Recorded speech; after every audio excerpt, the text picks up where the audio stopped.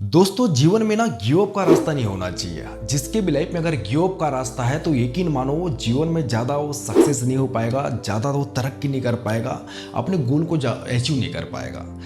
एक छोटी सी कहानी के माध्यम से मैं कुछ समझाना चाह रहा हूँ, ध्यान से समझना। एक समुद्र के बीचों बीच में एक टापू होता है और उस टापू में एक राजा रहता है और राजा बड़ा धनवान, हीरे मोती जेवरात बहुत सारी चीज़ें होती है जो उसके पास अनंत मतलब बहुत सारी चीज़ें होती है। वो पूरी दुनिया का सबसे बड़ा रिचेस्ट राजा माना जाता है।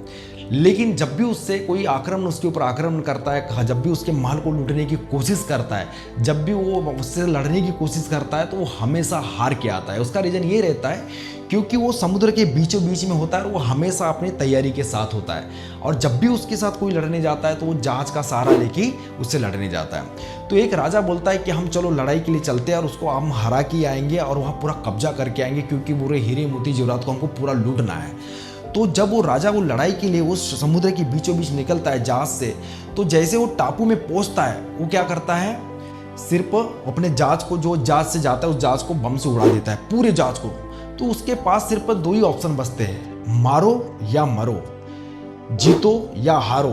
तो जब भी अगर किसी की जान पे आन पड़ती है या फिर ऐसी लाइफ में ऐसी सिचुएशन आती है कि कुछ भी करना है, तो उस समय मोटिवेशन से काम ज़्यादा आपका डिसिप्लिन आता है। क्योंकि अब जब इंसान डिसिप्लिन में रहता है तो वो इंसान हर काम को टाइम पे करेगा, समय पे करेगा और धीरे धीरे करते करते करते करते एक आदत सी हो जाती है, एक हैबिट सी हो जाती है और वो लाइफ में हमेशा फिर बेटर करना चालू कर देता है।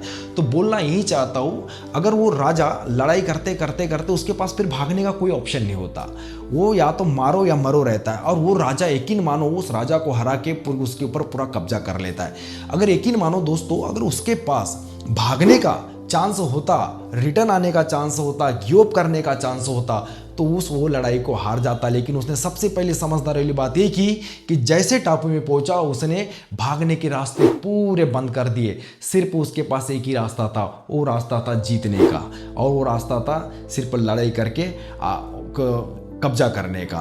तो सेम इस कहानी के माध्यम से एक चीज़ हमको ये समझ में आती है कि आपके रास्ते में, आपके जीवन में, आपके लाइफ में आपको गिव अप का रास्ता नहीं होना चाहिए। आपके पास खोने के लिए कुछ नहीं है, सब 70-80 साल के लिए है, और जिसमें हम 40 साल सिर्फ सोने में गुजार देते हैं, 15 साल स्टडी में गुजार देते हैं, 10 साल स्ट्रगल में, तो जीवन हमारे बस में है नहीं। जीवन के दो पहलू होते हैं, एक होता है बर्थ और दूसरा होता है डेथ, और बीच में हम हैं। तो ना जन्म हम अपने हिसाब से लेते हैं, हाँ, हमको पता नहीं होता कि हम कहाँ जन्म लेंगे, किस घर में जन्म लेंगे, किस मुल्क में जन्म लेंगे, हमको ये भी जन्म लेने का भी पता नहीं है। हमारी डेथ कब होगी, हम कब मरेंगे, कहाँ मरेंगे, कैसे मरेंगे, किस सिचुएशन में मरेंगे, ये भी हमको नहीं पता। तो जीवन हमारे बस में है नहीं। तो आप ज़्यादा व्यर्थ की चिंता मत करो, ज़्यादा मत सोचो, उतना ही सोचो जितना आप कर सकते हो। दूसरी चीज़ें, आप जब गिव अप का रास्ता नहीं रखते हो तो यकीन मानो आप करते करते भले ही फेलियर बनते हो, भले ही आप गिरते हो फिर उड़ते हो, गिरते हो फिर उड़ते हो,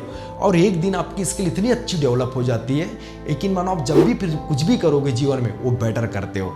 तो मुझे लगता है कि इस कहानी के माध्यम से कुछ आपको सीखने मिला होगा जो आपके लाइफ में कहीं ना कहीं काम आएगा। तो मेरी वीडियो को आप लाइक करो, शेयर करो, अच्छी लगती तो करो।